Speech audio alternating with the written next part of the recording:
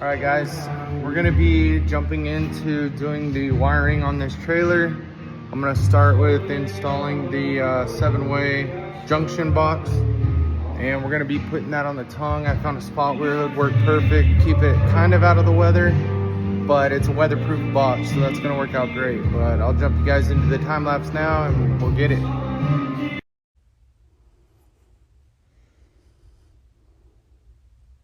So right here, I'm just measuring for where the screws are going to screw into the frame for the junction box to mount to.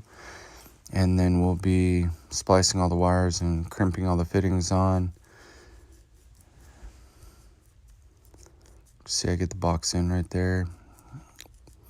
The reason I like junction boxes, I try and put them up closer to the front of the trailer, but a lot of the times some people forget their 7-way pin plugged into the truck and take off and jerk it out, and that's just a lot shorter of a run to redo it and remake it if needed than to replace the whole wiring. A lot of the times the plug just pulls off, which is nice.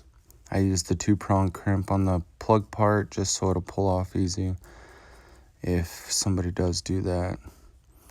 But ultimately, if it gets dragged, it's a lot cheaper to fix in the long run. And then right here, we're just fishing the wire down, basically following where the old wire was ran.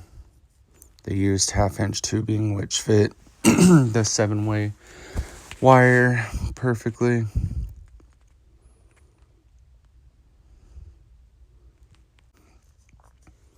I got a little cheat sheet that Lacey had made me for the wiring, but it does not match most trucks or older trailers like this one, so we kind of had to do some figuring out as far as what wires went where, turn signal and stuff. Generally, it's generic coming off of most trucks and vehicles to the trailer, but depending on how they wired the trailer previously and what model truck, you can run into a huge headache. And luckily the cheat sheet, generally off the 7-way plug, I run everything to that cheat sheet, and then most trucks will align with the same thing. So it's generally an easy fix if there is a light out. As you can see, Lacey's there in her beautiful glory, just pushing that wire down for me so that I can get it. But anyway, stay tuned for the next one. Love you, bye.